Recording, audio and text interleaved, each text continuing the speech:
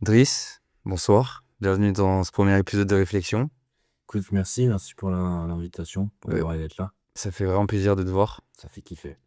Donc, écoute, moi, je t'ai invité parce que, bah voilà, t'es quelqu'un de remarquable. Moi, ça m'a vraiment fait bizarre du haut de mes 23 ans de rencontrer ta personne. Parce que, bien évidemment, t'es la première personne que je rencontre qui, à cet âge-là, a fait autant de trucs, a autant de compétences dans des domaines que je trouve importants et primordiaux dans la vie d'un homme et en général. Donc, ça fait vraiment plaisir de te voir là. À fond, merci beaucoup. Après, le mec, c'est partagé, même si voilà, l'âge, c'est impressionnant, entre guillemets, parce que bah, il y a des choses qui se sont fait plus vite. Pour moi aussi, c'était un vrai plaisir. Donc, Ouais, ben. Donc pour l'histoire, pour raconter un peu à ceux qui nous écoutent, on s'est rencontrés sur une formation d'intelligence artificielle et d'automatisation. exactement. On a voulu surfer sur la vague de l'IA parce qu'on a trouvé qu'il y avait beaucoup de potentiel là-dedans. Et donc on a matché instantanément parce que ben, voilà, mêmes énergies, mêmes ambitions, la même dalle au fond. Donc ouais, ça a matché direct et ça fait plaisir. Ça fait plaisir de rencontrer des gens. À fond. Moi, c'est vraiment ça. C'est le fait que tu as eu la bonne idée de me contacter, directement entrer en contact. En vrai, c'est hyper rare de trouver des gens qui ont la même énergie, la même envie, le même, la même obsession pour ce qu'on veut avoir. Et puis, Mm. on a vu qu'on avait cette chose, donc on fonce dans la même direction, on se met ensemble et ça va beaucoup plus vite, quoi. Bah ouais, t'as dit un mot important, c'est obsession.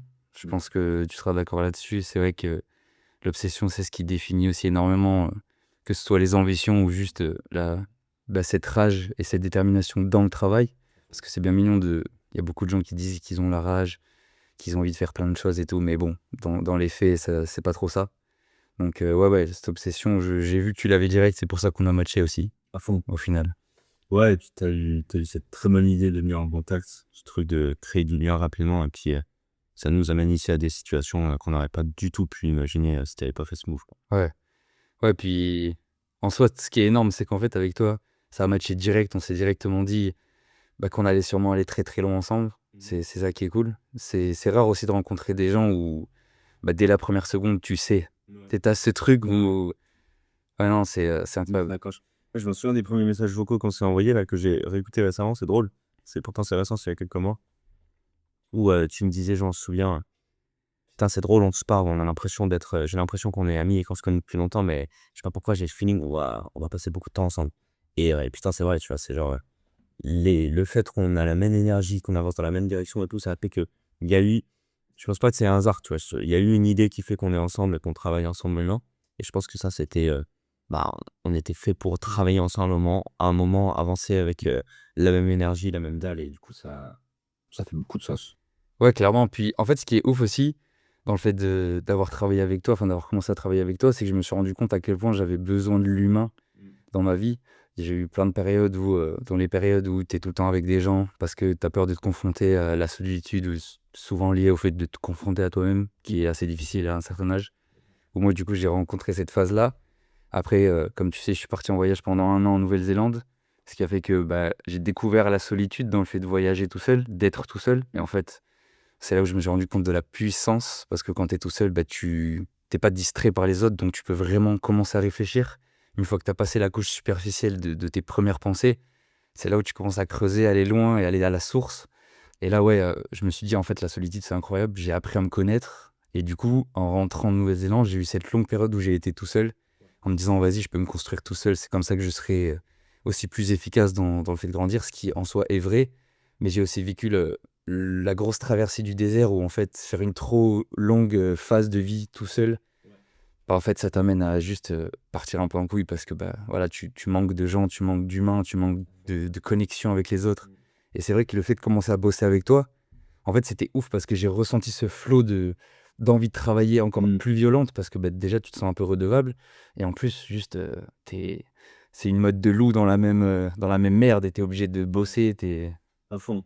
Non, à fond, ça, c'est impressionnant l'effet que ça a fait. Mais pareil pour moi, tu vois, c'est pas du tout un truc que j'avais pu expérimenter avant. J'avais eu quand même des expériences ratées ou pas, c'est pas l'important, mais beaucoup d'expériences quand même où je travaillais de longues heures tout seul. J'ai fait quand même plusieurs business avant qu'on se rencontre, etc. Et c'est vrai que j'avais même pas songé forcément à lancer quelque chose à deux ou faire plus quelque chose avec un associé en tout cas. Et en fait, le changement, il est ouf et tu le remarques tout de suite, hein. Même des fois, je me dis actuellement, putain, j'irais beaucoup moins vite tout seul, vraiment, ça c'est un peu logique, mais surtout, garder le moral tout seul, c'est dur. Tu vois? C'est garder le cap tout seul, garder la rationalité de dire: «On va dans la même direction» et cetera.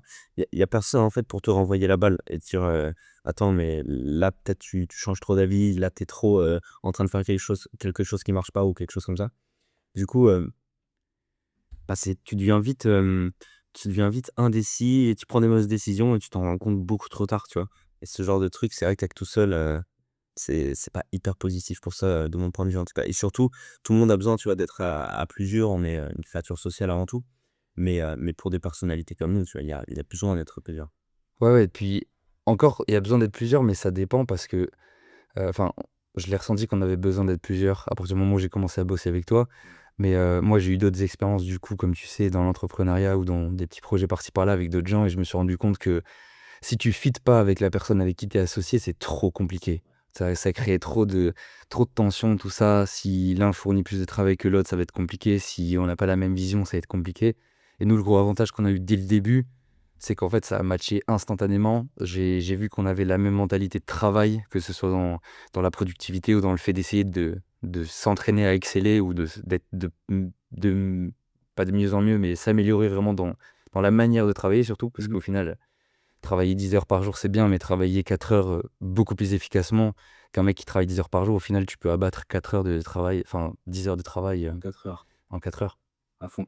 Donc, heu, donc ouais, et nous, on a matché direct et et d'ailleurs, pour expliquer un peu plus, est-ce que ça te dirait de te présenter? Parce qu'au final, tu t'es pas vraiment présenté, on discute de ça, qu'on est associés, tout ça, mais Mais avec grand plaisir, ouais, ouais, ouais. Hem, du coup, pour parler un peu des choses intéressantes, hein, parce qu'on va dire que tout ce qui est petite enfance et cetera, c'est pas forcément quelque chose qui ont beaucoup de sens, en tout cas pour des discussions comme ça. Actuellement, j'ai 16 ans, j'ai arrêté le gymnase, donc c'est l'équivalent du lycée en Suisse. De base, à partir de mes 13-14 ans, j'ai eu une vision de ce que je voulais faire qui se rapprochait beaucoup plus d'une vie, d'entrepreneuriat, on va dire, que classique, que salariale. J'ai vu cette vision de la liberté qui m'a donné envie et que je me suis dit: «Bah, je vais aller chercher ça». Du coup, à partir de là, j'ai commencé à essayer plein de petits projets. Même si j'étais jeune, je trouvais une manière. J'ai fait du dropshipping, j'ai raté. J'ai fait du resell d'habits, j'ai raté. J'ai, fait une chaîne YouTube, j'ai raté. Enfin, j'ai fait plein de trucs, j'en ai fait d'autres. Et jusqu'à que, environ à partir de mes 15 ans, ça devienne vraiment une priorité. À ce moment-là, je suis encore au lycée. J'ai, 3 ans pour finir, donc je commence mon lycée à 15 ans, je finis à 18 ans normalement. Je me dis: «Quand je finis mon lycée, j'ai besoin d'équilibre financièrement». Je sais ce que je veux faire, je sais où je veux partir. Ce que je veux vivre, en tout cas, j'arrive à le visualiser et je me dis: «Il faut que je sois libre financièrement pour l'atteindre».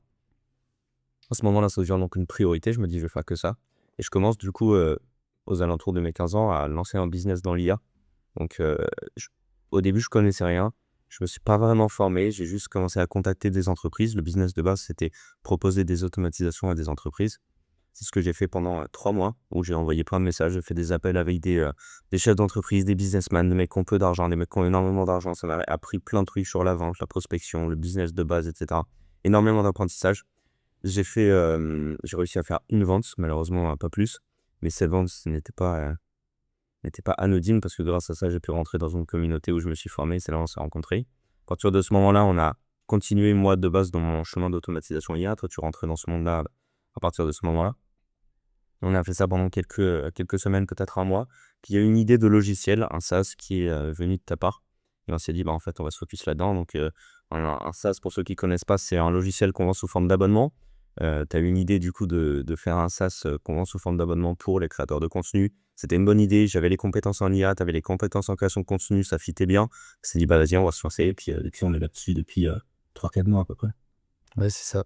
C'est ça et tu as dit un truc intéressant et déjà félicitations pour, la première vente que tu as fait à cet âge-là parce que ce qui est ouf, c'est que cette vente, comme tu as dit, elle était pas anodine et elle était surtout pas anodine parce que je pense que, comme moi, quand j'ai fait ma première vente, ça t'a permis de déclencher le truc dans ta tête de dire: «Putain, je peux faire de l'argent tout seul. Je peux faire de l'argent 100 en ligne» et là, du coup, ouais, ça motive. Ça, c'est vrai que mais moi, ce qui m'a en parlant de motivation, ce qui m'a motivé, c'est le fait de te rencontrer et de voir qu'à cet âge-là, tu étais si ambitieux et si avancé, que ce soit, en termes de business, parce qu'encore il y a beaucoup de gens qui sont pas complets, qui par exemple font OK, ont 16 ans, mais sont monstrueux dans un domaine, que ce soit, par exemple la tech, que ce soit enfin en général c'est voilà, les gens jeunes très chauds, c'est soit des sports, soit des trucs comme ça. Et toi en fait ce que j'ai trouvé remarquable chez toi, c'est que dans n'importe quel domaine, genre t'es ultra avancé partout. Et en tout cas, pas sur tous les domaines, bien évidemment, mais pour moi, c'est sur les domaines sur lesquels c'est important de bosser pour avoir une vie en tant qu'homme. En tout cas, c'est que mon point de vue, bien évidemment. Mais pour avoir une vie en tant qu'homme épanouie et surtout une belle vie, bah, toi, tu as commencé à bosser très jeune sur le panel de trucs à bosser. Et je vais pas les énumérer parce que voilà, tu sais mieux que moi que ça, mais moi, j'ai trouvé ça vraiment impressionnant et ça m'a mis une bonne claque en termes de différence d'âge. De voir qu'à 16 ans, tu avais fait autant de trucs et que moi, bah, à 23, ok, j'ai fait des trucs, mais c'est vrai que sur beaucoup d'aspects, j'étais très loin. Donc, moi, ça m'a mis un bon coup de boost et ça m'a fait du bien. Ouais. Mmh. Trop génial, génial. Bah, en fait, ouais, c'est ça et c'est le truc intéressant avec le moi aussi où je te renvoie la balle là-dessus, c'est que, heu, je suis pas j parfois oui, mais de base, je suis pas plus intelligent que les autres ou que la moyenne. On peut voir dans certains domaines que oui, mais soyons humbles là-dessus. Mais c'est juste qu'en fait, il y a certains domaines que si tu dis: «C'est ça mes priorités en tant qu'homme», on a la même vision là-dessus, on est d'accord, en fait, c'est, peut-être le physique, l'argent, la compréhension des relations, la compréhension, spirituelle du monde et le sport, on dira. On peut mettre ces 5 filières. La grande base, quoi. Voilà, la grande base. Bah, moi, j'avais certes des connaissances partout et du coup, ça fait que, même s'il y avait pas de grands résultats, c'est vrai que à mon âge, par rapport aux gens autour de moi, ça c'est pas anodin du tout. Les gens, ils sont pas développés comme ça, mais ça veut dire que je suis plus intelligent. Les gens, ils sont peut-être beaucoup plus développés, je sais pas, dans leur sport, ils sont super chauds en badminton, au tennis, peu importe. Oui, ils ont du développement et juste moi, j'ai mis cette énergie dans les trucs que je trouve intéressants et c'est là aussi où moi, j'avais eu beaucoup d'intérêt à me rapprocher de toi et à qu'on se côtoie plus parce que toi, en fait, je me suis fait la réflexion que dans ces pans de ma vie qui étaient pour moi importants, en fait, il te manquait juste un truc et sinon tu étais chaud partout. Et je me suis dit: «Putain, OK, tu as une putain de shape, niveau relation homme-femme, tu as beaucoup de connaissances, beaucoup de compréhension. Spirituellement, tu as aussi une philosophie de vie où tu comprends ce qui se passe. Hem, niveau argent, on a ce même cap, c'est notre priorité. Mais sinon, on est dans le sinon autour, tu as les résultats que j'ai envie d'avoir dans beaucoup de domaines», tu vois? Et c'est là où je pense on a eu cet échange qui est hyper intéressant en termes de valeurs, c'est que bah, toi, tu as pu te comparer à: «OK, moi à 16 ans, j'étais où?» et là, je te mettais une vitesse dans ces domaines parce que, bah, moi, j'ai eu cette compréhension un peu plus tôt, je me suis réveillé un peu plus tôt. On pourra parler plus tard de pourquoi je pense, mais bref, il y a eu cette chose qui s'est passée et moi, je me suis dit: «Attends, mais si lui, il a l'argent, bah, en fait, il a 80 de ce que» tu vois? J'ai fait: «Putain, c'est trop stylé» et du coup, on avait nous 2 beaucoup à gagner, tu vois? De traîner ensemble. C'est tout l'intérêt d'ailleurs, je pense, des amitiés, des affiliations, peu importe d'ailleurs, dans quel domaine, même des relations, c'est faut que les 2 aient à gagner. C'est pas malsain, tu vois? C'est normal. Ouais, non, mais complètement. Parce que la phrase que j'aime pas trop, même si je comprends son sens, mais c'est le fait de se faire tout seul. Les gens qui disent je me suis fait tout seul, ça n'existe pas. Personne s'est fait tout seul. T'apprends toujours des autres, t'apprends toujours des mentors, ne serait-ce que pour se former par exemple dans l'IA et comme dans tous les domaines dans lesquels on veut exceller ou progresser, bah, on est obligé de se former auprès de gens qui sont plus chauds que nous Bien sûr. ou au moins qui ont de l'expérience qu'on n'a pas. Parce que ne serait-ce que changer 1% de qualité dans quelque chose qu'on essaye d'améliorer, bah, ça change tout. Ça change tout parce que ce soit dans les relations, le sport, il suffit de comprendre 1% et l'effet cumulé de ce 1% dans une vie entière. Incroyable. Incroyable. Et là où je trouve intéressant, tu as dit qu'on y reviendrait plus tard, j'aimerais bien qu'on y revienne maintenant parce que je trouve ça intéressant. Le fait que tu dises que toi, qu'est-ce qui fait que selon toi, que tu t'es mis aussi jeune à t'intéresser à tous ces aspects? Quel est l'impact ou le déclic qui a fait que Mmh. direct tu t'es dit: «OK, faut que je fasse ça maintenant», genre? Intéressant. Pour moi, il y a plusieurs couches. Il y a la couche de base que tu peux voir qui est, la couche matérielle de la chose où tu dis, «En fait, on a juste beaucoup plus accès à l'information actuellement, les réseaux et cetera». J'ai grandi avec ça, du coup, j'ai eu accès. J'aurais pu avoir les 2 vies, j'aurais pu avoir le choix d'avoir une vie plus banale et avoir des centres d'intérêt plus normaux à mon âge et j'ai eu le choix de prendre ces, centres d'intérêt.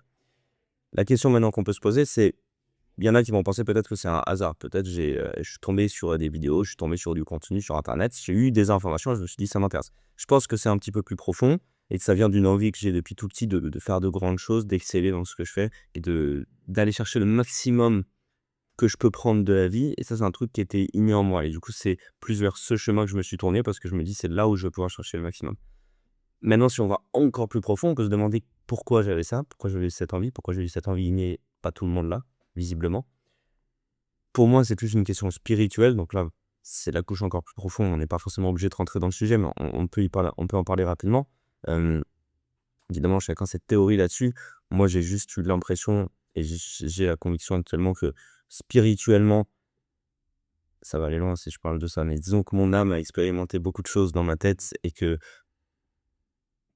cette vie, c'est pas la première et cette vie, c'est une vie où je suis censé faire de grandes choses et que même si, de manière consciente, quand je suis arrivé sur terre, j'avais du mal à le conscientiser, je l'avais en tête et en tout cas, je le ressentais et du coup, ça pour moi, ça vient pas de nulle part, c'est parce que c'est la raison pour laquelle je suis sur terre et du coup, bah, très logiquement et très naturellement, en fait, toutes mes actions tournaient, si j'écoutais mon cœur, tournaient vers cette direction et donc je pense que c'est la raison pour laquelle je suis venu sur terre, c'était faire de grandes choses et cetera et du coup, même si au début, j'avais du mal à le conscientiser, inconsciemment, tout ce que moi, j'avais envie de faire, tout ce que mon cœur me disait de faire, bah, c'est des choses qui m'amenaient dans cette direction. Donc c'est pour ça que je dis: «J'ai pas plus de mérite que quelqu'un ou quoi que ce soit», hein. C'est juste, c'est des choses qui me parlaient beaucoup plus, tu vois? C'est c'est pour moi la couche la plus profonde de la chose. La différence maintenant qu'on peut mettre, c'est que certes, c'est des choses qui me parlaient beaucoup plus, mais ça parle à beaucoup de gens. Et la différence, c'est que moi, j'ai passé le truc de: «Ça me parle, mais par contre je fais». Voilà. C'est exactement ça que j'allais dire, c'est que tu disais: «Tu pas plus de mérite que les autres». Moi, je pense que tu as plus de mérite que les autres parce qu'aujourd'hui, on vit quand même dans un monde où tout est ultra confortable, où on a accès à la bouffe même en ligne, on peut rester en caleçon dans sa chambre et se faire livrer. On a accès à la dopamine ultra rapide avec TikTok, enfin, voilà, tous les réseaux, on a tous les films possibles en un clic. On a absolument tout ce qu'il faut pour, être entre guillemets «heureux», en tout cas ce que le cerveau comprend comme étant le bonheur avec, enfin voilà, tout ce qui est le système physiologique, tout ça. Mais toi, face à tout ça, et du coup, forcément, parce que toi, tu as grandi très jeune avec directement toutes ces stimulations-là, toi, tu choisis la souffrance par rapport à ça. Donc, que ce soit le fait de bosser pour atteindre tes objectifs, parce qu'en soi, avec toutes les stimulations qu'il y a autour de toi, c'est hyper difficile finalement.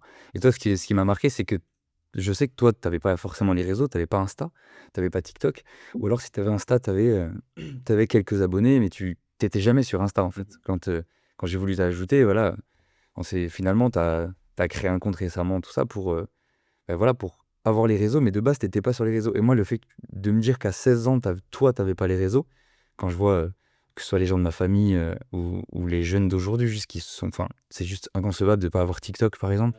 Alors que moi, justement, quand je vois les gens, c'est à quel point ça switch, que ce soit dans la famille, tout ça, les petites sœurs, tout ça, qui, à partir de la seconde où elles ont eu le téléphone, le cerveau est rivé là-dessus parce que, voilà, physiologiquement aussi, le cerveau va vers ça parce que c'est ce qui apporte, entre guillemets, du bonheur. Et toi, tu choisis la souffrance à ça et c'est ça que je trouve remarquable. OK, et tiens ça. C'est vrai que j'avais pris cette décision et en plus, j'avais pris assez jeune, à 13 14 ans, j'ai supprimé les réseaux un par un, en fait. Donc, très jeune, j'ai eu les réseaux, dans mes mains, en fait, un peu comme tout le monde OK. et ouais, c'est rapidement, j'ai eu la conscience que certes, c'est cool, mais ça m'éloigne de la vie que j'ai envie d'avoir et même ça, avant d'avoir la vision de ce que je veux faire, où est-ce que je veux être et cetera, c'est des choses qui ont évolué. Un truc qui était clair, c'est que je voulais pas rater ma vie et je pense que ça l'est pour tout le monde et j'avais très peur de cette notion de gâcher les moments de vie que j'ai. C'est-à-dire je voulais vraiment pas les gâcher et je pense que c'est assez logique et clair pour tout le monde que scroller, c'est gâcher un moment de vie. Tu peux Alors ça, je suis pas d'accord. ah ouais? Je pense que la plupart des gens se rendent juste pas compte du temps qu'ils perdent en scrollant. Je pense qu'ils se rendent pas compte qu'ils gâchent leur vie en faisant ça. Parce que littéralement, leur cerveau, justement, c'est aussi ça le but, c'est qu'il y a tellement de dopamine qui est sécrétée que leur cerveau leur fait croire qu'ils sont heureux et qu'ils se sentent bien. Donc, Là-dessus, je suis d'accord, genre, c'est-à-dire que eux, les moments où ils vont scroller, ils vont pas avoir l'impression de gâcher leur vie. Mais ça, c'est parce que je pense, ils se disent: «Ah mais c'est juste un moment». Parce que si tu leur disais: «OK, à partir de maintenant, heu, tous les souvenirs que tu auras de ta vie, ce sera du scrolling. Pour à partir de maintenant, tu scrolles 10 heures par jour» et tu leur demandes: «Est-ce que ça, pour toi, c'est réussir ou gâcher ta vie?» Il va dire: «Ah non, j'aurais gâché ma vie, j'ai pas de souvenirs». Je pense que les gens ont cette conscience quand même. moi, je pense pas parce que, enfin, si tu leur dis, je pense qu'ils le savent.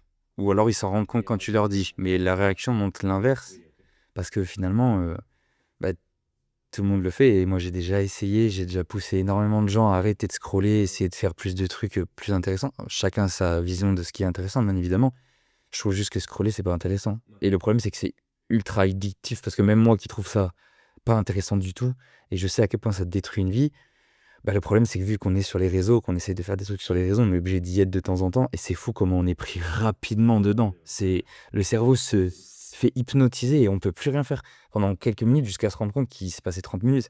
Et les gens, non, je pense que les gens font se tête baissée là-dedans. Ils se rendent pas compte de l'impact. C'est vrai.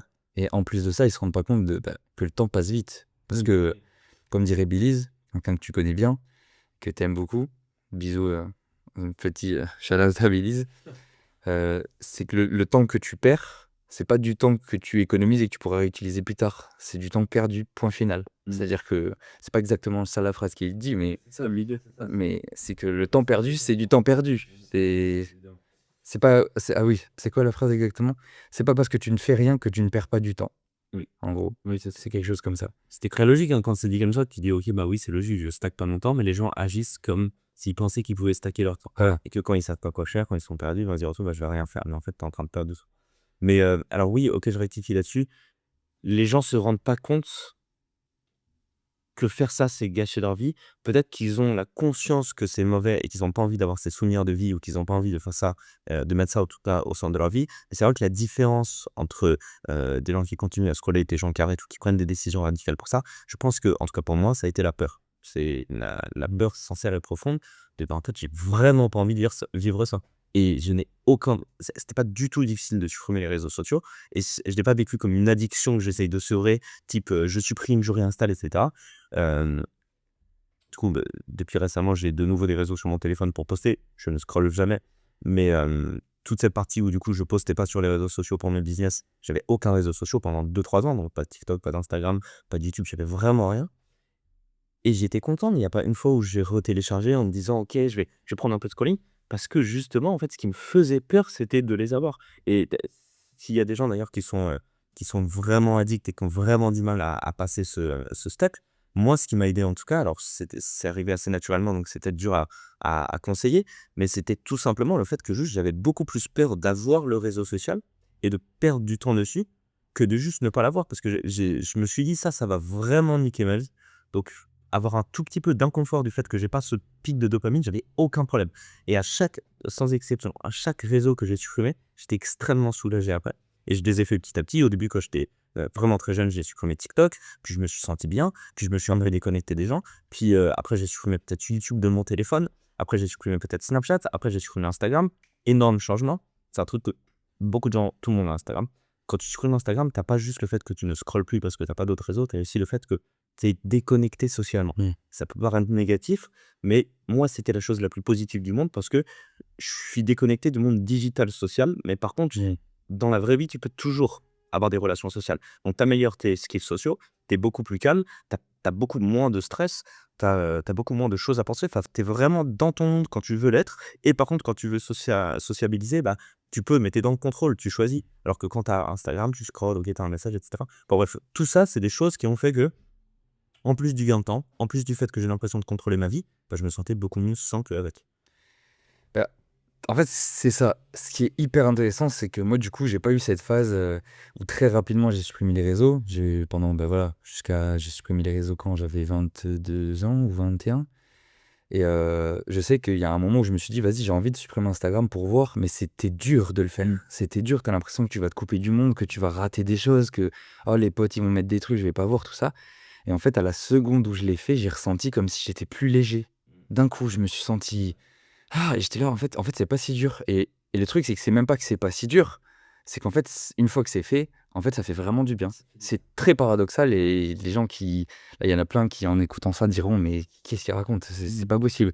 Mais tant que tu as pas fait l'expérience de ça, tu peux pas t'en rendre compte et c'est marrant parce que j'ai fait cette expérience-là, je me suis rendu compte que c'était ouf et quelques années plus tard, enfin, du coup, 1 an plus tard, j'ai fait la même chose avec Snapchat parce que pour moi, Snapchat, ça reste les 3 quarts, c'est des discussions qui servent à rien. Non pas que je dis que mes potes servent à rien, bien évidemment. Mais sur Snapchat, c'est pas intéressant les discussions. Parce qu'il y a les photos, il y a les vidéos, il y a ci, il y a ça. Si tu veux qu'on discute d'un truc vraiment intéressant qui va pas me faire perdre de temps par rapport à mes objectifs actuels, on parle par message. Et c'est marrant parce que bah, le fait de supprimer Snap, c'était beaucoup plus dur parce que là, c'était pas supprimer un réseau social de divertissement, on va dire, parce que t'as pas forcément le réflexe d'aller dans les stories ou quoi, c'est plus les messages. Et en fait, c'était un réseau social de sociabilité où du coup, tu discutes avec tous tes potes. Et le fait de supprimer Snap, dans ma tête, c'était je me coupe du monde, je me coupe de mes potes. Et en fait, du coup, c'était beaucoup plus dur à faire, mais dès que je l'ai fait, même soulagement, voire même encore pire, parce que je me suis dit, ah, ça fait du bien. Ouais. C'est enfin voilà, il y a moins de bruit en fait. C'est ça aujourd'hui le gros problème, c'est qu'il y a du bruit tout le temps et du bruit inutile surtout.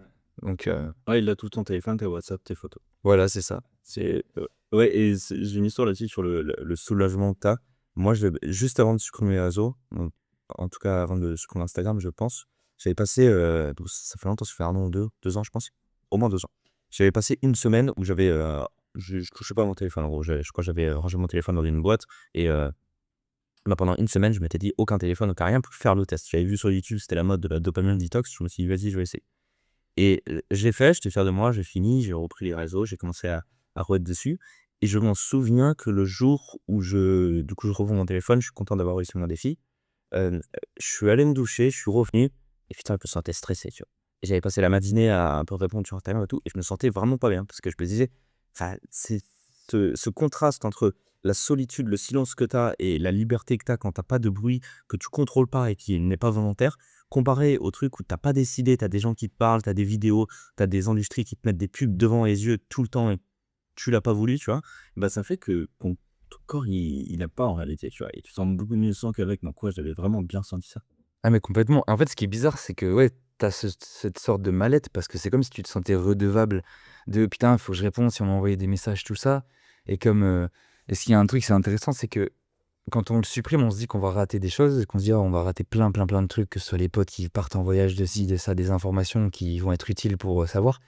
En fait, on rate rien parce que c'est triste à dire, mais il se passe tellement rien d'exceptionnel dans la vie des gens et le peu d'exceptionnel qui se passe, c'est le seul truc qu'ils postent sur Insta. Donc c'est aussi pour ça que les gens pensent que la vie Insta, c'est incroyable, la vie des entrepreneurs, de tout le monde est phénoménale. Mais au final, bah, c'est comme tout le monde, non, parce que tout le monde a, la plupart des gens ont une vie assez, assez triste, on va dire, et assez médiocre pour éviter d'être méchant, même si bon, voilà, ce n'est que mon avis, mais je pense qu'on est plus ou moins d'accord là-dessus. Mais bref, donc je pense que le fait de se rendre compte qu'en fait on perd rien d'informations quand on est sur Instagram, parce qu'en fait dans la vie des gens il se passe rien, et en plus de ça, le fait de vouloir trouver et voir la vie des gens sur Instagram, c'est un peu sortir de sa propre vie.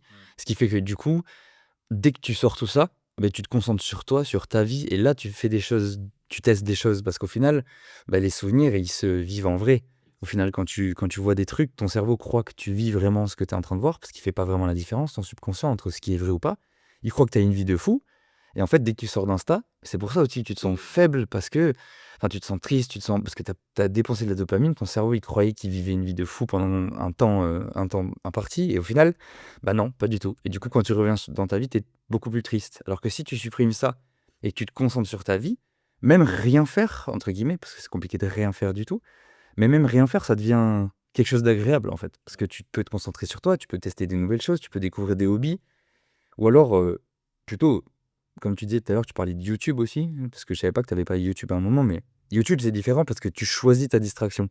Même s'il y a beaucoup de distractions sur YouTube, bien évidemment, mais tu choisis ta distraction. C'est pas, tu fais ça en aléatoire et c'est l'algorithme qui choisit pour toi. C'est toujours tu peux faire des choses. Et d'ailleurs, au final, indirectement, c'est grâce à YouTube qu'on s'est rencontrés, parce que c'est grâce à la chaîne de Billy's, encore une fois. Donc au final, oui, et Billy's, c'est quand même du contenu très spécifique, c'est du contenu très niché et il faut vouloir aller regarder ce qu'il fait. C'est pas du divertissement. Si tu regardais ses vidéos, c'est vraiment, regarder du concret qui va t'apprendre des trucs. Voilà, c'est ça. Oui, je suis la petite distinction là-dessus d'ailleurs, c'est pour d'ailleurs tous les gens qui, sont en train de réfléchir à supprimer les réseaux sociaux. Moi, ce que j'ai fait et ce que je conseille de faire, puisque je trouve que ça a extrêmement bien fonctionné pour moi, c'est supprimer l'application YouTube de mon téléphone et je consommais YouTube sur mon ordinateur. Je trouvais ça beaucoup plus intéressant parce que déjà, je regardais pas YouTube Shorts. C'était surtout pour ça que j'ai supprimé de mon téléphone. Parce que déjà, du coup, sur l'ordinateur, tu peux pas regarder YouTube Shorts. D'où l'intérêt de le faire parce que comme tu dis, tu vois, si tu cherches de vidéos, et c'est un canal d'information, c'est pas bien ou mauvais. Tu peux le rendre bien, tu peux le rendre mauvais. Et par contre, ouais, le short content, c'est que du négatif pour moi. Aucun intérêt de scroller. Donc, ouais, ce que je conseille, et ce que d'ailleurs je fais encore, hein, c'est tu l'as pas sur ton téléphone, tu n'as pas la possibilité de scroller. Tu peux enlever les shorts sur YouTube ordinateur, beaucoup plus simple. Et en plus, tu choisis le moment où tu allumes ton ordinateur pour regarder YouTube. Et là, pareil, tu choisis beaucoup plus ton divertissement. Ça. Ouais, puis en plus, enfin, c'est une source d'information tellement énorme. C'est que tu peux tout apprendre en fait sur YouTube. Tu peux tout apprendre littéralement. C Les formations, tout ça, c'est super intéressant parce que c'est de l'information condensée dans un seul programme, ce qui fait que tu pas à aller, perdre l enfin, tu pas à perdre le temps pour chercher toutes les infos. Tu as tout au même endroit. Mais au final, sur YouTube, tu peux tout apprendre, tout. Tu as des cours de chant quantique, enfin de physique quantique sur YouTube. Genre, tu C'est ouf. Non, on n'imagine pas. Donc, Le nombre de choses que tu apprends, que j'ai appris, que quand tu as une problématique, mais je parle pas de tuto pour réparer ton lave-vaisselle, je parle d'une vraie problématique importante, tu as souvent la réponse sur YouTube, quoi. bah ouais, presque tout le temps même. Même à part sur des sujets très, très, très complexes. Et encore, C'est juste très précis et spécifique. voilà, C'est ça. par contre, ouais, sinon, mais tout, en fait. C'est ça. Donc, non, non, c'est super intéressant. J'aimerais qu'on bifurque un peu sur un sujet que t'aimes bien et que tu as abordé très rapidement tout à l'heure, la spiritualité. Je sais que toi, tu as une vision quand même du monde spirituel par rapport au fait des vies antérieures, tout ça. Moi, je pense potentiellement qu'on en a peut-être. Je sais pas. Sur ça, je suis encore un peu mitigé.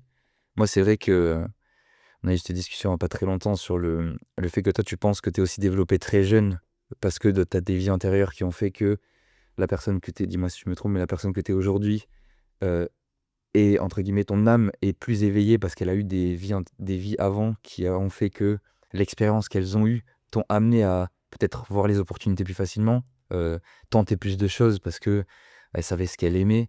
Là, je parle de ton âme, du coup, elle savait ce qu'on aimait, elle pouvait voilà, prendre des risques et tout ça. Moi, j'ai plus une vision. Je pense que il y a une part de vrai dans ce que tu dis parce que tu es attiré aussi par certaines choses. Tu le sens, des fois, ton cœur, tu le sens littéralement, physiquement, au niveau du torse. Tu sens qu'il y a certaines choses qui te font vibrer, qui te donnent envie d'y aller. Donc je pense qu'il y a une part de vrai là-dessus parce que c'est physique, ça en devient physique. Mais je pense aussi qu'il y a une part d'effet papillon, du coup, qui fait que voilà, le moindre petit impact d'un seul événement peut vraiment amener loin. Et ce qui est ouf, en fait, je bifurque encore un peu, mais c'est toi, l'effet de levier que ça va avoir du fait d'être aussi développé maintenant dans ta vie à 16 ans, ça va avoir un effet de levier exceptionnel dans ta vie parce que bah, là, juste pour rattraper mon âge, genre, tu vas avoir le temps de faire tellement de choses et de te développer tellement que. Enfin, c'est choquant, quoi. T'as 7 ans devant toi, c'est genre c'est une vie entière pour moi. Parce que. Ouais. Donc, Non, c'est vrai que là-dessus, c'est assez énorme et c'est là où j'ai du mal à le voir et à me comparer là-dessus. Parce que c'est vrai que j'ai eu ce truc où, bah, rapidement, j'ai eu ces réponses spirituelles qui sont venues et c'est des croyances profondes, c'est des connaissances que j'ai eues. Et je dis pas que j'ai la vérité et qu'il faut m'écouter et que j'ai raison. Je dis que moi, je suis 100% convaincu que j'ai raison, mais c'est mon avis. Les gens, ils peuvent avoir d'autres avis, il y a pas de problème. Mais c'est vrai que du coup, moi, ça m'a fait réaliser que, en fait, j'ai peut-être compris ça. Actuellement, je suis en train de faire un rush dans un objectif matériel. Et je me suis fait la réflexion, je me suis dit: «Bon, bah, à un moment, je vais l'atteindre, c'est qu'une question de temps». J'ai commencé très jeune, donc je vais l'atteindre jeune aussi. En fait, tout ce qui va se passer après, ce sera du spirituel et peu importe. Je pense que c'est le seul sens que je vois et si justement il y a quelque chose qui doit m'attirer, il y a toujours une raison spirituelle derrière et ça se rapproche beaucoup plus, je pense, de l'impact et de faire comprendre des choses aux gens que moi j'ai compris, qui m'ont beaucoup aidé et qui se rapprochent plus du spirituel et je pense que s'il y a une mission de vie, comme on l'appelle, ce sera plus ça pour moi. ouais, ouais, ouais. Non, mais c'est.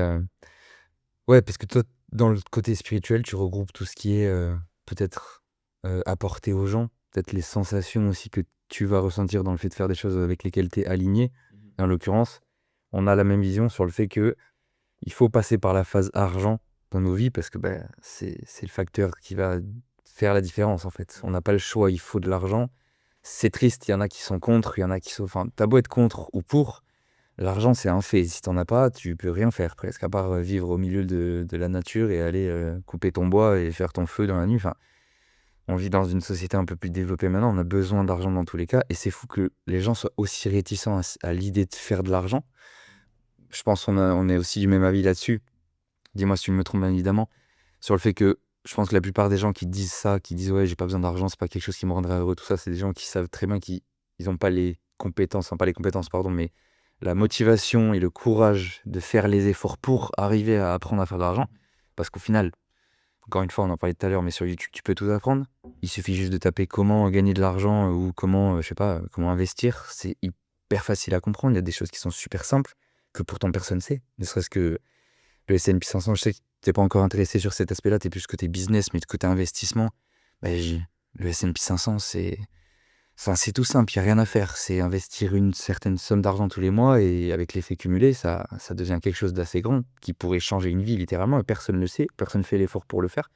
Et je me suis un peu. J'ai fait une digression, je me suis perdu dans ce que je disais, mais Et ça fait du sens, c'est oui, le fait que Et ça, c'est dans tous les domaines, hein. C'est très important dans la vie de tout le monde. Tout le monde met ça au centre de sa vie. Si tu te renseignes un tout petit peu, tu as les informations mais vraiment un tout petit peu, c'est ridiculeusement pardon, faible comme, impact que tu dois mettre pour juste avoir l'information en plus qui va t'amener un tout petit peu plus loin. Tu dis: «Bah, attends, mais en fait, il suffit de ça pour juste déjà aller plus loin». Donc et alors que tu as pas de connaissances, alors que tu as pas passé des centaines d'heures. Donc tu imagines juste ceux qui passent des centaines d'heures, comment ils vont plus loin, comment ils ont plus de connaissances sur ces sujets et après, bah, il y a des années-lumière, en fait, de différence entre ces gens. Donc c'est vrai et ce truc d'effet de levier qu'apporte l'argent, ouais, c'est le sujet numéro un, je pense, bah, déjà dont je parle beaucoup et aussi qui me désole un peu, c'est vraiment ce problème de l'argent dans le sens où, bah, en fait, toutes les personnes qui vont critiquer l'argent, ce sera pour des raisons qui, si c'était vraiment important pour eux personnellement dans leurs valeurs, la seule manière de mettre ça dans la tête des gens et d'avoir un impact avec leurs valeurs, ce serait faire de l'argent. Ça n'a pas de sens. On peut critiquer le système, on peut dire que voilà, il est pas parfait, et cetera. Il y a pas de problème avec ça. Mais tu vas pas changer les règles. Et Mmh. à la limite, ils pouvaient imaginer avoir l'audace de penser que tu vas changer les règles. La seule manière de le faire, c'est faire de l'argent. Ouais, puis en plus, le problème, c'est que la plupart de ces personnes-là, leur excuse, c'est plus moi, je suis plus concentré sur l'humain, je suis pas sur le matériel, j'ai plus envie d'être avec, mes proches, tout ça. Mais techniquement, fondamentalement, si tes proches ont un problème, 99 du temps, il sera beaucoup plus réglable avec l'argent. Et il y en a qui diraient: «Bah non, pas du tout, la santé, tout ça». Beh, avec l'argent, tu payes les meilleurs médecins, tu payes les meilleurs soins. Donc au final, l'argent permet aussi de prendre soin de tes proches et pour moi, tu peux pas aider les gens, que ce soit tes proches ou le monde entier, parce que ça, je pense qu'on est aligné aussi sur ça dans notre vie. On a envie d'apporter du bien au monde, de la bienveillance aux gens, essayer de les aider, que ce soit dans leur vie ou juste, voilà, les rendre plus heureux. Et le problème, c'est que pour aider les gens, il faut que tu t'aides toi-même. Et le premier palier, si tu veux passer 100 de ton temps à aider les gens, bah, c'est de te libérer du temps. Et le problème, c'est que les gens passent la moitié de leur temps à bosser pour un travail qui, dans 90 des cas, bah, ils n'aiment pas. Donc au final, dire que l'argent, ça sert à rien ou que c'est se concentrer sur un truc matériel, je sais pas quoi, bah, enfin, ça, c'est pas très pragmatique, quoi. Ça a très peu de sens, ouais. Mais bon, ça en laisse plus pour nous. Oui, voilà. Et oui, voilà, c'est très intéressant que tu dis ça, parce que ça me vient de me rappeler ce que tu disais tout à l'heure.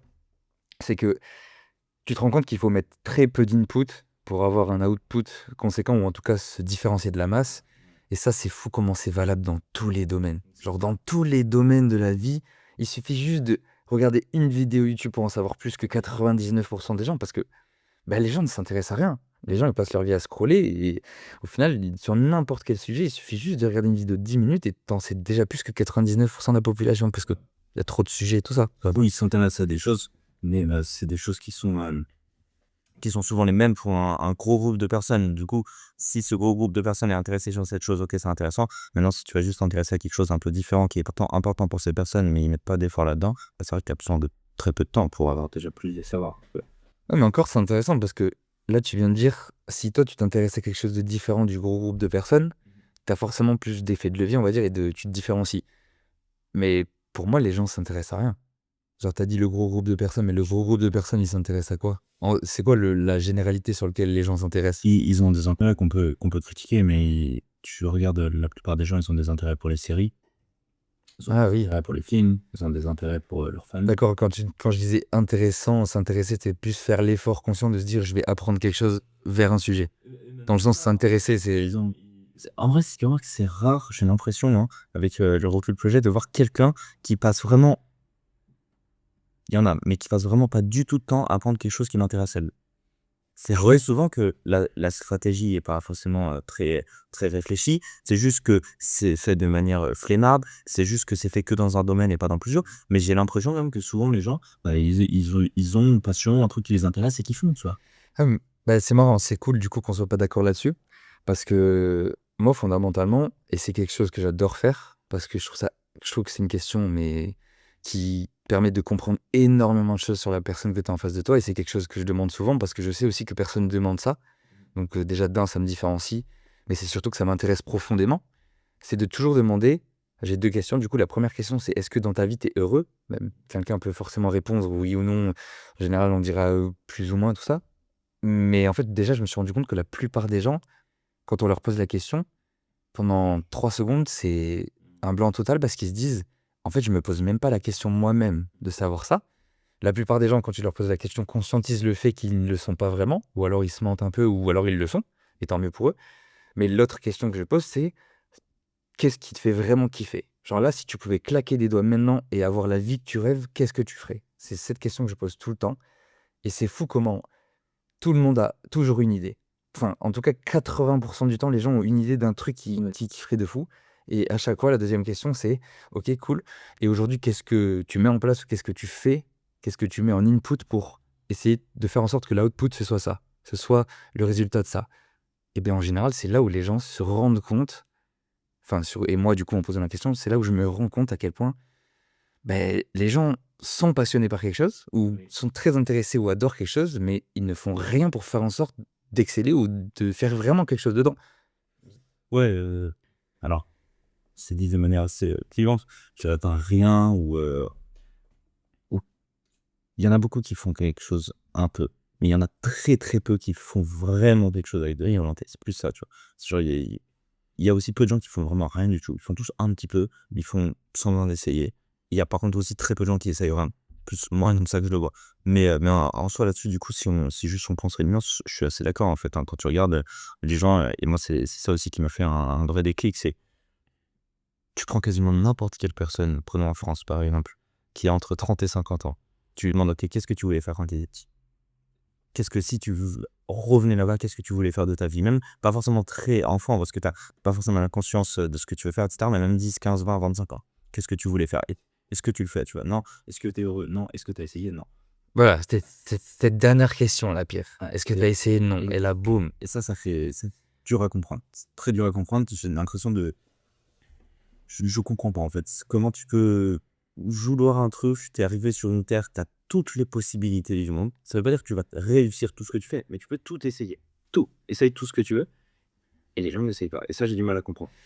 Ben, moi, je comprends dans le sens où, enfin, je comprends pas parce que nous, on a cette perception et ce filtre qui fait que quand on regarde les autres personnes faire, même si bien évidemment on est très très loin d'être parfait, c'est très important de le préciser, on est très très loin d'être parfait dans tout ce qu'on fait, mais on essaie de se bouger le cul pour atteindre nos objectifs. Et là où je les comprends, c'est le fait que je comprenne cette partie biologique qui fait que le cerveau est attiré par ce confort, attiré par ce truc de j'ai à manger facilement, j'ai du divertissement facilement, il y a toute cette dopamine et ces cocktails hormonaux, tout ça qui font que le cerveau pense qu'il est dans une situation confortable, qu'il est heureux. Et par exemple, avec aussi le porno, par exemple, bah, et du coup, le roi de la savane, littéralement, qu'il arrive à se reproduire, ce qui est du coup la chose numéro une pour laquelle l'humain est fait et le cerveau est fait, c'est se reproduire.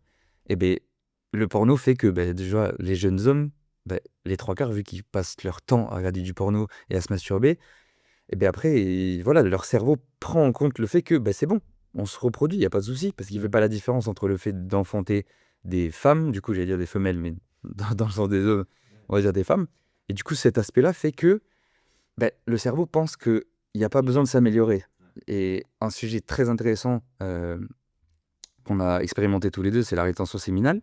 Pour ceux qui ne savent pas ce que c'est le fait voilà, de faire du nofap, mais plus dans le sens hardcore, c'est-à-dire de ne jamais éjaculer. Et cette chose-là, en fait, on se rend compte physiologiquement comment en très peu de temps, ça change tout. Et ça change tout dans le sens où, déjà, au bout d'une semaine, il y a le pic de testostérone, ce qui fait qu'on ressent vraiment une énergie montée. Et plus le temps passe, toi en plus tu l'as expérimenté plus longtemps que moi, mais plus le temps passe, plus on sent que physiquement le corps change. À la salle, on a des meilleures performances, on sent que on est beaucoup plus vif d'esprit, on a beaucoup plus de créativité. J'ai eu moi ce truc-là qui m'a vraiment impressionné, c'est que j'arrivais à ressentir physiquement la présence de femmes. Ça, c'était un peu perturbant parce que forcément, en cerveau d'homme, voilà, tout ça, on est attiré, donc on ressent une envie. Mais ce truc-là de ressentir des choses autour, on se rend compte à quel point le corps sait des choses, le corps peut faire des choses. Et là, le fait de priver le corps de ce qu'il est le plus fait pour faire, en fait, c'est là où tu te rends compte que ton corps, il se dit, OK, là, il y a un problème, on ne se reproduit pas, il va falloir qu'on soit meilleur. Donc, pic de testostérone, plus de force, plus de créativité, plus d'intelligence, plus de clarté mentale.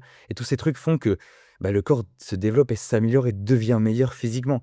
Donc, pour revenir au fait qu'aujourd'hui, tous les jeunes hommes, déjà, personne ne sait vraiment ce que c'est la rétention séminale, personne n'en entend jamais parler, à part ceux qui font des recherches et qui s'intéressent à ce genre de trucs.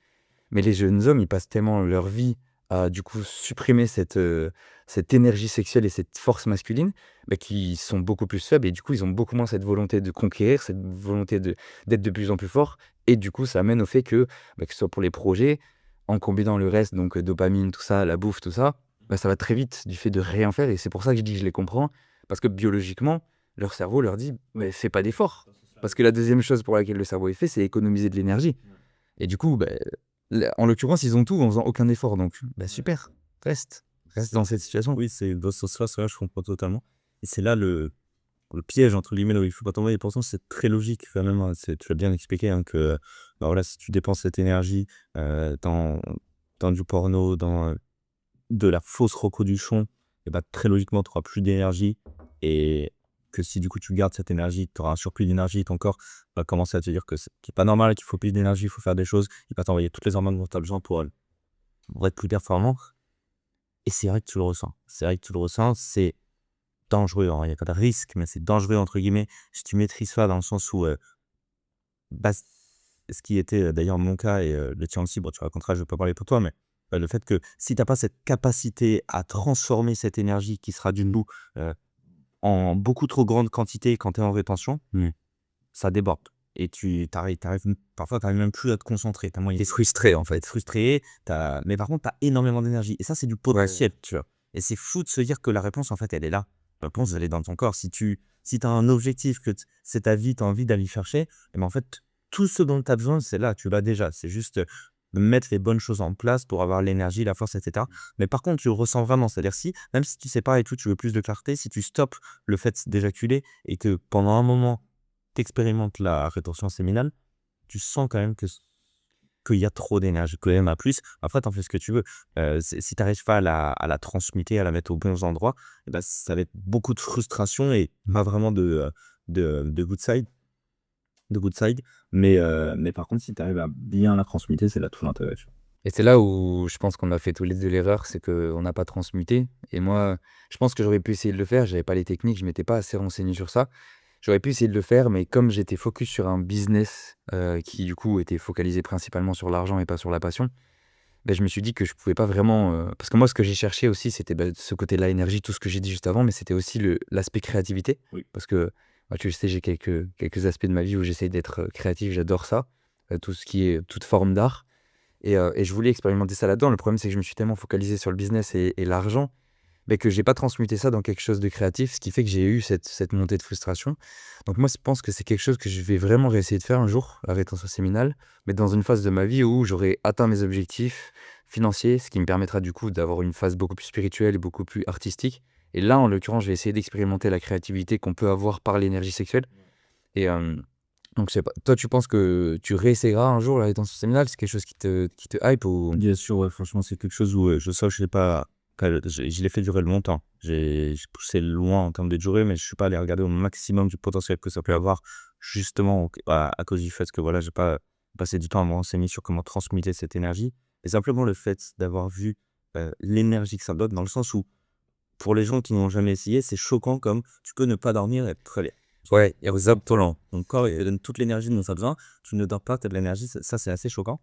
Mais par contre, oui, voilà, il y avait ce problème des frustrations et je pense que je le ferai aussi dans une période où je suis très business, tout comme dans une période où je ferai plus spiritualité, parce que j'ai envie d'expérimenter les 2.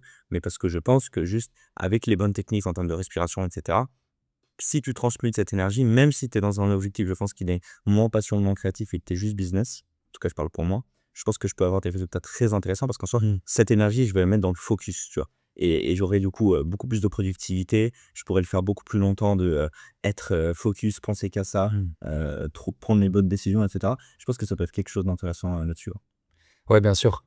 Bien sûr, et il y a un point sur lequel on n'a pas parlé aussi par rapport à la rétention séminale, c'est le rapport aux femmes. Toi, tu étais beaucoup plus focus, je sais, sur tes projets, sur le business et du coup, tu sortais moins, tu avais moins d'interactions, tout ça. Moi, comme, je vivais en centre-ville, enfin que je vis en centre-ville, à ce moment-là de rétention séminale, j'allais quand même à la salle, je croisais quand même régulièrement des femmes et sans avoir forcément à je voulais pas en aborder ou quoi, parce que bien évidemment, en rétention séminale, vaut mieux éviter de se stimuler, c'est une prise de risque.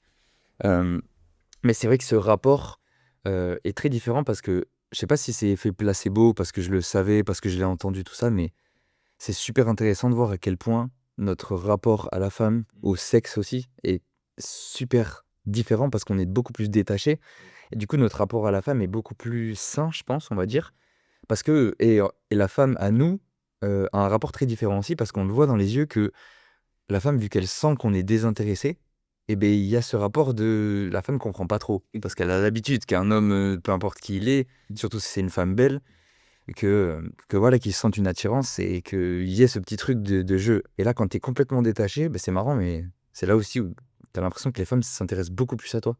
Ont beaucoup plus envie parce que tu es détaché du truc et elles se disent c'est pas normal. Elles ressentent aussi ce truc. Je pense qu'il y a les phéromones aussi.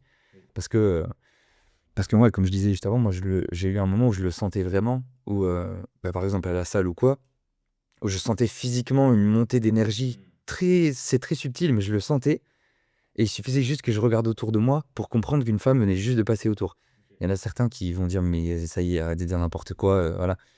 Essayez, vous vous rendrez compte. C'est juste choquant à quel point on se rend pas compte de comment le corps capte des choses. Il y a des choses très subtiles, on sait pas tout. Il y a des choses qu'on sait énormément, et ça, en soi, c'est prouvé scientifiquement que le corps arrive à capter des énergies, capter la femme, tout ça. Enfin, capter les énergies sexuelles et les énergies pardon, féminines. Mais le fait de le ressentir, c'est choquant. C'est vraiment choquant. Et la stimulation aussi des odeurs. On oublie très rapidement que, en fait, voilà, avec l'habitude, comme on disait tout à l'heure, du porno, tout ça, les jeunes hommes, ou les gens en général, je parle des hommes parce qu'en l'occurrence, l'éjaculation, c'est logiquement pour les hommes. Même si, voilà, non, on va pas partir sur ce sujet. On parlera de ça.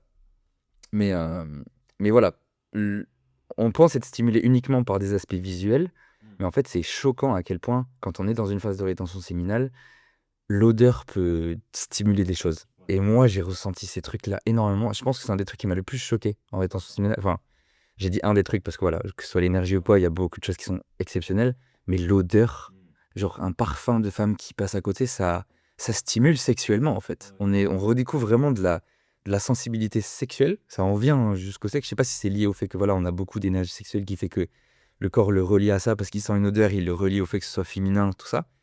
Mais il y a vraiment physiquement ce truc de une odeur qui stimule une envie de conquête de femme, on va dire. Et ça, c'est très surprenant. C'est très surprenant. C'est clair, c'est clair. C'est vrai que c'est une période où, comme si ton corps essayait de tout ramener à ça. Il y a ce truc qui fait beaucoup de sens pour moi quand j'entendais parler de la rétention séminale. C'est qu'au début, ton corps ne sait pas pourquoi tu es en rétention séminale. Et il pense au tout début, et c'est d'ailleurs la raison pour laquelle on a toute cette envie qui arrive, que si tu ne l'éjacules pas, c'est parce que tu n'as pas envie, que tu es mieux à faire. Et du coup, il te dit: «Attends, mais c'est bizarre qu'il a pas envie, on va lui donner un maximum d'énergie, un maximum de libido pour voir, s'il a envie ou pas». Et c'est là, tu passes cette période, c'est là où du coup, tu as passé l'envie et c'est là où c'est intéressant. Même si voilà, si tu transmutes pas, l'envie ne part jamais. Mais, mais oui, trop intéressant. J'ai pas eu des trucs si précis, en termes d'énergie. Ce que j'ai pu expérimenter, c'est quand même le fait que tu stimulé pour rien, en fait. Tu stimulé pour rien, stimulé vraiment pour rien.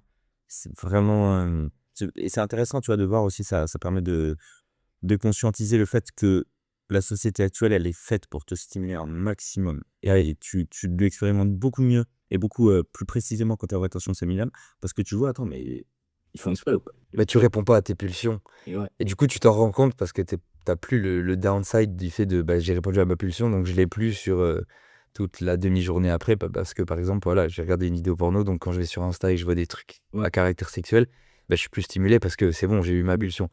Mais c'est vrai que quand tu la passes pas, tu te rends compte à quel point c'est présent, quoi. Ouais. Partout, Partout. partout. Ouais, partout, partout, partout. À croire que j'aurais un intérêt de me stimuler sexuellement. Voilà. À croire qu'il y a un intérêt de faire en sorte que les hommes Faire de la ne fassent pas de rétention séminale et perdent, comme tu as dit, leur énergie sexuelle. Oh, ça serait trop. Ouais, ce serait croire qu'il y a des complots, quoi. Ouais, non. Faudrait- On va pas non plus s'étaler sur ces sujets-là. On se complotiste. OK. Non, non. Peut-être éveillé, je dirais. J'aime pas le mot complotiste, j'aime le mot éveillé.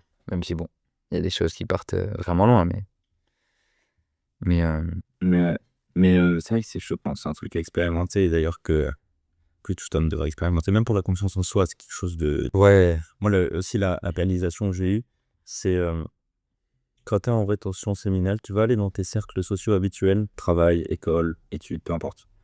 tu vas voir que personne, aucun homme n'est en rétention séminale. Ouais, c'est choquant. Et personne ne sait ce que ça veut dire. Personne ne sait ce que ça veut dire, personne ne sait ce que c'est. Et parfois, tu peux en discuter, mais il y a de la conscience quand même qui arrive de plus en plus dans la tête des hommes. Donc, pas forcément cette conscience d'énergie, de rétention séminale, mais la conscience de base que voilà, le porno, c'est mauvais, le porno, ça nique ta vie, le fait de se masturber tout seul, c'est mauvais. Et moi, j'ai vu en tout cas dans mon cercle social que la plupart des gens commencent à comprendre, commencent à entendre ce genre de choses. Et par contre, là, c'est tellement dur qu'ils n'ont pas la volonté d'arrêter. Et c'est vrai que, alors on peut dire c'est machin, etc., de se sentir mieux que les autres, peu importe ce que vous pensez. Ça voudrait dire que je suis mieux que vous aussi. Mais là, la confiance que tu as quand il dit c'est dur pour tout le monde, toute la société essaye et tous les réseaux et tout essayent de faire que ce soit dur pour moi, mais j'arrive à contrôler ça. Moi aussi, ça a été ça le gros choc. Je me dis, attends, mais j'ai un contrôle en mer que personne n'a. Non, mais c'est extrêmement intéressant ce que tu viens de dire parce que, effectivement, au niveau confiance en toi, l'énergie sexuelle, c'est l'énergie la plus puissante que tu peux ressentir en tant qu'homme. C'est vraiment. Enfin, c'est physique, quoi. C'est vraiment l'énergie sexuelle, c'est vraiment puissant et beaucoup de gens le disent et des gens qui ont extrêmement bien réussi. Et le fait de savoir que tu es complètement capable de le contrôler alors que 99% des gens ne seraient incapables de le faire parce que, ben, je sais pas, toi, dans ton cercle d'amis ou quoi, mais quand tu as parlé de ça, les gens, ils te disent, mais t'es complètement fou, enfin, pourquoi tu fais ça? Et déjà, la plupart des gens disent ça aussi parce qu'ils sont en mode, vas-y, tu te fais du mal pour rien, c'est débile, parce qu'ils n'ont pas le truc de voir le pourquoi du comment tu fais ça. Mais c'est surtout qu'ils savent aussi qu'ils n'en seraient pas capables de tenir tant de temps sans énergie sexuelle, sans le fait de se vider, sans le fait de. Alors que non. Et par contre, ce que tu dis qui est hyper intéressant, et moi je vois pas du tout ça de mon point de vue, peut-être que du coup c'est ouf parce que je pensais que la jeune génération s'éloignait de fou et était de pire en pire. Mais toi, tu dis que dans ton cercle d'amis, tout ça, tu as vu que les gens étaient de plus en plus éveillés. Moi, je trouve que justement, c'est de pire en pire. C'est que les gens ne savent pas que le porno, ça détruit ton cerveau. On pourrait s'étaler sur le sujet longtemps parce que c'est vraiment extrêmement néfaste. Et le fait de se masturber, c'est extrêmement mauvais parce que, comme on disait tout à l'heure, ça fait croire à ton cerveau que tu arrives à te reproduire alors que non, tu es juste en train de regarder des pixels sur un écran. Et, euh, et tout ça, c'est extrêmement mauvais. Et moi, ce qui est ouf, c'est que quand j'ai commencé à parler de tout ça, les gens ne savent pas que c'est mauvais. Parce que la société aussi te pousse à croire et enfin, te pousse à faire en sorte que tu le fasses parce qu'on te dit que c'est bon de le faire. Et moi, ça me. Justement, c'est intéressant du coup que tu dis ça parce que je pense que dans ta génération, et c'est peut-être aussi pour ça que tu dis que les gens autour de toi avaient cette conscience-là, parce que je pense que tu traînes aussi avec des gens qui te correspondent un peu, plus ou moins, on va dire. Je pense que tu es beaucoup plus avancé que la plupart des potes que tu as parce que forcément, bah, tu es trop avancé déjà. Tu es très précoce sur énormément de points dans la vie, ce qui est vraiment impressionnant encore une fois. Mais euh, oui, je pense que du coup, tu as ce filtre-là qui dit que, enfin, qui te fait te dire que la plupart des gens commencent de plus en plus à avoir ce truc. Et moi, je pense que c'est juste que le monde se polarise de plus en plus et que dans ta génération, c'est soit tu choisis le camp de la souffrance et d'essayer de tester des choses et d'aller dans le dur et du coup faire tout ça, business, rétention séminale, sport, tout ça, et de pas scroller. Et du coup, toi, tu as tous les effets négatifs et du coup, tu te polarises et tu prends toute la polarité positive de cet aspect-là. Et Oui. du coup, tu t'excelles sur tout le monde et tu es au-dessus de tout le monde. Et après, à l'inverse, tu as tous ceux qui prennent le choix de Ouais. voilà, se masturber, TikTok, manger de la merde, et du coup, qui partent dans l'autre côté. Et du coup, le monde se polarise tellement que tu as un effet de levier exceptionnel parce que rien que le fait de savoir ça, et en plus aussi jeune, bah, tu es tellement loin de tout le monde parce que le 99,9% des gens, et surtout à ton âge, bah, ne savent pas ce que c'est. Parce que moi, à ton âge, enfin, j'avais aucune idée de ce que c'était et je m'étais jamais intéressé à ça. Moi, ça m'a impressionné que tu fasses ça à ce moment-là parce que, voilà, quand j'ai fait ma rétention séminale, je pensais que j'étais genre, enfin, je savais que j'étais pas le seul au monde à faire ça, bien évidemment, parce que j'ai appris ça de personnes. Encore une fois, on n'en revient au fait qu'on apprend des autres. Mais enfin, je pensais que voilà, quand on a fait la formation, dans la formation, je me suis dit, là, je sais. Donc, dans toute cette formation, il n'y a pas un seul mec qui fait ça. Bah, la première personne avec qui je parle, tu me dis, bah ouais, ça fait je sais pas combien de mois que je suis en ce séminaire. Je suis en mode, ah ouais, d'accord, ok, bah en fait. Et c'est là aussi peut-être qu'on a matché et on s'est dit, oui, C'est bizarre. parce que tu comprends que tu fais partie du peu de gens qui, déjà, s'intéressent à ça, essayent vraiment de le faire et le tiennent. Parce que c'est trois choses très différentes. C'est intéressant, hein. Oui, et d'ailleurs, c'est pas un hasard, je pense, sur ce groupe, il y avait un système de classement. On était les deux premiers. Les deux- nous deux, on était en rétention séminale. On avait fait un post où on parlait de ça. Personne n'a répondu. Personne n'a répondu. Bon, peut-être que les gens avaient des choses à se revoir. Mais là où juste je mets une nuance sur ce que tu dis, mais en fait, je pense que, et c'est là où peut-être on n'a pas la même vision, et je pense pas que ce soit juste mon entourage, puisque même des gens avec qui je ne traîne pas, je vois ça. Peu importe si les gens choisissent la polarité négative, en tout cas dans les gens de mon âge, ils ont conscience. C'est conscience que c'est mauvais, mais ils le font. Et Tout le monde sait que c'est mauvais de scroller. Dans les gens que je vois, hein. Il y a vraiment personne qui est en mode ah ouais, je savais pas que c'était mauvais. Tout le monde sait que Ouais, ça, ouais. ça nique leur concentration. C'est quelque chose qui est quand même bien communiqué. Ils savent, tout le monde sait que le porno c'est mauvais. Quand je parle à des gens, ils disent très très très souvent, ils disent ah ouais, non, mais là, faut vraiment que j'arrête. Ah non, là, j'essaye d'arrêter. Ah ouais, ok, intéressant. Franchement, c'est un truc que j'ai vu, ouais. Et niveau conscience, en fait, c'est un truc que les gens ont. Par contre, ça arrive très souvent de voir ça, de dire ah ouais, non, je sais que c'est mauvais, mais mec, c'est trop bien, tu vois. Ou ah ouais, je sais que c'est mauvais, mais bon, c'est pas grave, le but c'est de se faire plaisir aussi. Ça, c'est ce qui arrive tout le temps. Mais par contre, des gens qui vraiment comprennent pas que c'est mauvais, qui n'ont jamais entendu que scroller, regarder du porno, c'est mauvais, je trouve que c'est rare. Je trouve que c'est plus rare ça que des gens qui ont compris. Mais scroller, je suis d'accord. Je pense que la plupart des gens, si tu leur demandes est-ce que tu penses que c'est bon ou mauvais, ils savent que c'est. Ah. Mais je pense que pour le porno et le fait de se masturber, que ce soit pour les femmes et les hommes, même si les hommes c'est pire, je pense que la plupart des gens ne savent même pas que c'est mauvais. Parce qu'encore récemment, voilà, j'ai un ami que j'aime beaucoup, très intelligent, entrepreneur, tout ça, à qui j'ai parlé de ça et qui n'avait pas conscience que c'était mauvais, alors que c'est quelqu'un de très très très avancé sur énormément de pans de la vie. Et c'est très impressionnant à quel point il y a beaucoup de choses sur lesquelles je l'admire énormément. Et ça, il pensait pas que c'était mauvais physiologiquement, tu vois. Il pensait pas. C'est ouf. Il pensait pas que ouais, le porno c'était aussi néfaste. Oui, cinéphase, mais il savait peut-être qu'il y avait quelque chose de négatif. Mais non, pas tant que ça. En fait, C'est ouf. pour expliquer pour faire juste une petite parenthèse sur ça, pour expliquer à quel point le porno c'est mauvais pour le cerveau, ben, quand on fait des actions de quelque chose, on est cette chose-là. Donc quand on fait des actions de voyeur, Tu es un voyeur. tu es un voyeur. Et factuellement, le fait de se masturber sur des gens qui couchent ensemble, donc d'autres personnes, ben, c'est le fait d'être un voyeur. Parce qu'en fait, on se fait du bien sur d'autres personnes qui ont du sexe. Et en plus, pour l'homme, c'est extrêmement néfaste parce que, pour revenir au fait de la raison pour laquelle on dit que c'est mauvais, et c'est une des grandes. Enfin voilà, il y a un panel de choses qui sont mauvaises, mais par rapport à ça, c'est le fait que ben, pour le cerveau de l'homme, c'est toi en tant qu'homme qui est censé conquérir des femmes pour survivre, pour te reproduire, tu te masturbes et tu te fais du bien sur un autre homme qui couche avec une femme. Donc au final, tu te fais du bien sur le fait qu'un autre homme a réussi à conquérir cette femme, même si voilà, c'est une forme de conquête, voilà. Comme des sauvages, etc. Mais c'est ça, là. Si tu prends physiologiquement la chose. Physiologiquement, c'est extrêmement mauvais et c'est voilà pour moi les deux plus grosses saisons pour lesquelles le porno c'est extrêmement mauvais pour le cerveau. C'était 40 000, l'énergie, tu la perds, la chute de dopamine, ça se lie un peu à ce que tu dis, mais ton cerveau se dit oh, génial, je suis le roi de la savane, j'ai accès aux femmes que je veux, je peux les voir dans la position que je veux, peu importe.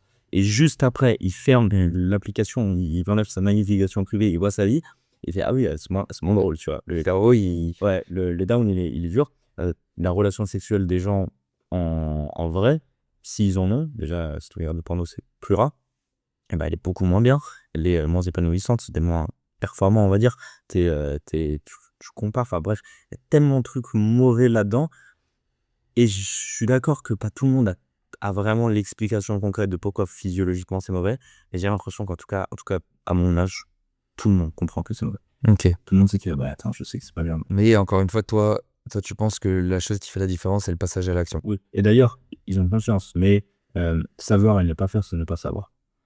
Oui, c'est très incroyable. Donc, en soi, je dis qu'ils savent, mais ils savent pas vraiment. Ouais, parce que apprendre, c'est pas accumuler de l'information, c'est mettre en place les choses que tu apprends pour vraiment faire en sorte que ça devienne une habitude ou comment tu essayes de le faire. Exactement. Bah, c'est vraiment ça, c'est que oui, ils ont entendu, ils peuvent le dire, ils peuvent le répéter, mais tant qu'ils le font pas, c'est sûrement d'ailleurs qu'ils n'ont pas compris profondément à quel point c'est Voilà.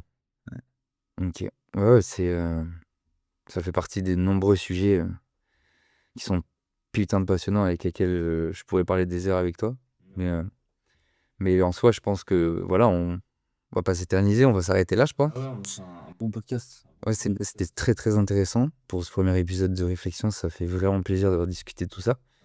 Voilà, la thématique du truc, c'est vraiment partir. On est ensemble, il n'y a pas de structure, il n'y a rien du tout. On part sur des discussions, voilà, comme s'il n'y avait pas de micro, comme si on était ensemble.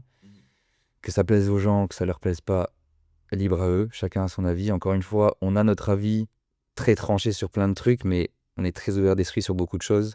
On estime surtout pas qu'on a la vérité sur ce qu'on dit. On dit que pour notre vie, en tout cas, c'est le choix qu'on fait, les choix qu'on fait. On dit que c'est les choses avec lesquelles on est le plus aligné, on se sent le mieux. Donc voilà, on dit pas ça pour faire en sorte que voilà, les gens fassent ça, ça, ça. faites ce que vous voulez, découvrez ce que vous aimez, découvrez ce que vous voulez faire et surtout faites quelque chose qui vous passionne parce que sinon vous allez juste... mais améliorez-vous quand même. Faites quelque chose qui vous fait kiffer, mais améliorez-vous. Ouais, Que- ça, c'est ça, c'est le mot de la fin. Euh, J'aimerais, avant de dire le mot de la fin, Vas-y. te poser une petite question pour terminer. Quels sont, selon toi, les 3 aspects les plus importants pour la vie d'un jeune homme aujourd'hui pour progresser? Et on finira juste sur ça, sans développer plus, juste les 3 points sur lesquels, pour toi, c'est le plus important de travailler en tant qu'homme. Ok. Prends ton temps pour réfléchir, pas de soucis. Liberté, spiritualité et physique. Je m'explique. Liberté parce que effet de levier, argent, t'as l'impact que tu veux. Spiritualité, je mets tout ce qui est énergie là-dedans, c'est comprendre pourquoi tu es sur Terre, tu fais ce que tu es fait pour faire. Ça va aussi avec les relations homme-femme, je pense aussi, je me mets dedans. C'est juste comportant des énergies, compréhension de comment ça fonctionne, donc c'est assez large. Et le dernier, physique. Ton physique, enfin, c'est la phrase connue, c'est quoi? C'est un corps sain, ouais, esprit sain dans un corps sain, quelque chose comme ça. Bref, c'est pas des conneries, tout est lié en fait. Donc, c'est compliqué d'avoir un esprit extrêmement sain et un corps extrêmement malsain et inversement.